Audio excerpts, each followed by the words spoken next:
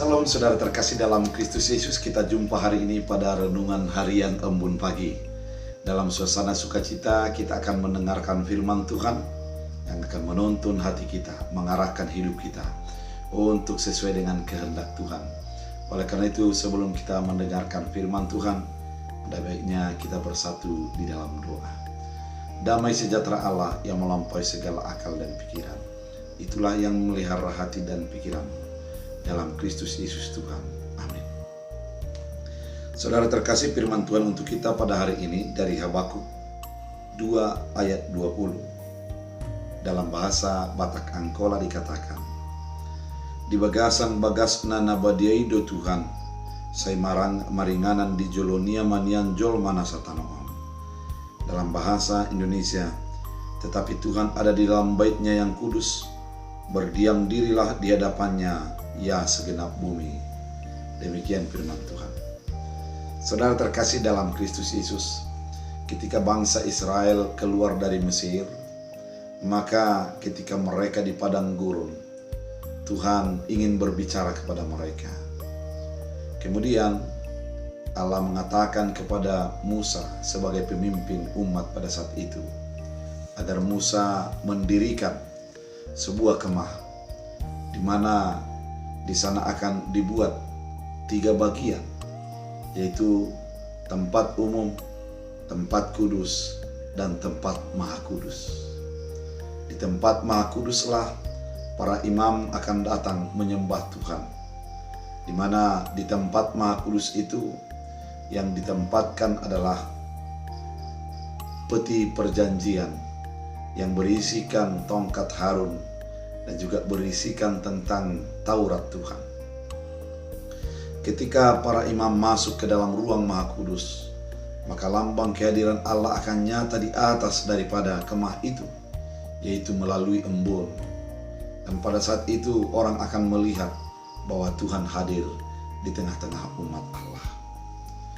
Kemudian bergeserlah ketika orang Israel masuk ke dalam tanah perjanjian itu. Mereka yang awalnya membuat itu di kemah berpikir untuk menjadikan sebuah bait Allah. Di bait Allah itu, yaitu di sinagog, dirancanglah dengan berbagai rancangan yang begitu indah. Meskipun sudah dimulai daripada raja-raja sebelumnya sampai kepada Raja Daud yang berniat untuk mendirikannya, namun pada zaman Raja Salomo lah terwujud terjadinya pendirian bait Allah. Dan di bait Allah itu diyakini adalah lambang daripada kehadiran umat Israel, kehadiran Allah di tengah-tengah umat Israel. Ketika mereka melihat bait Allah yang berada di sentral daripada kota itu, di sentral daripada tempat tinggal mereka, maka mereka akan melihat Allah di dalam kehidupan mereka.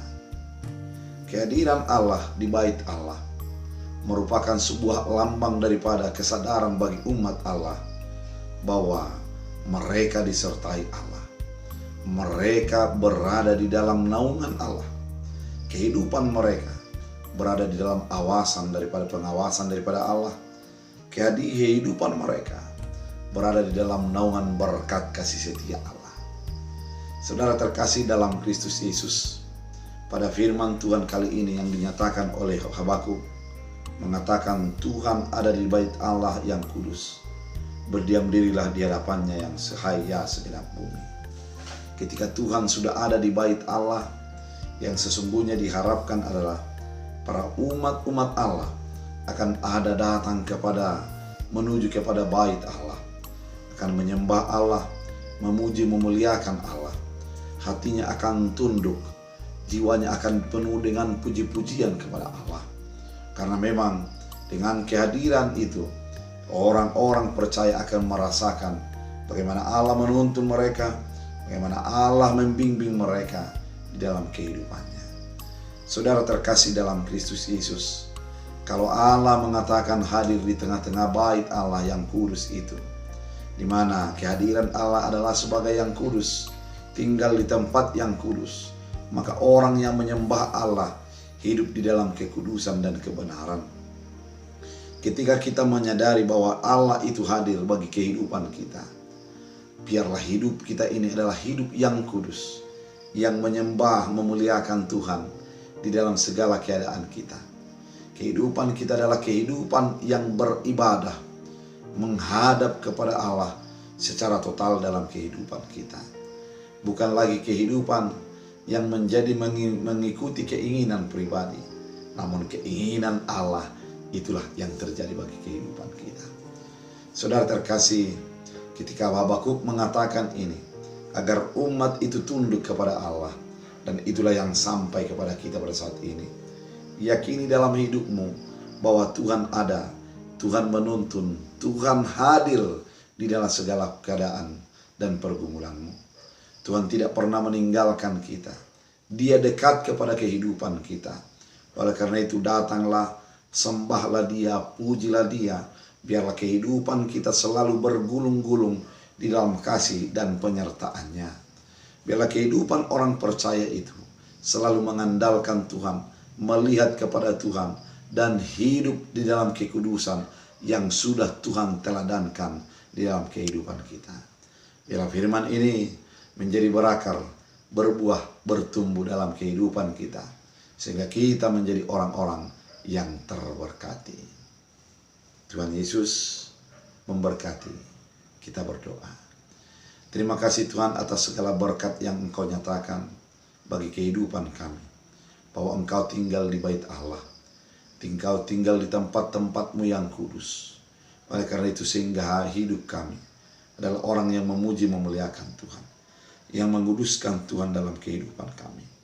Biarlah setiap orang yang mengandalkan Tuhan hidup di dalam penyembahan, hidup di dalam kebenaran. Biarlah setiap orang menjadi memuji memuliakan Tuhan senantiasa. Terima kasih Bapa. Biarlah firman ini menjadi berakar berbuah dalam hidup kami. Dan pada saat ini hamba berdoa bagi setiap orang menjalani kehidupan mereka.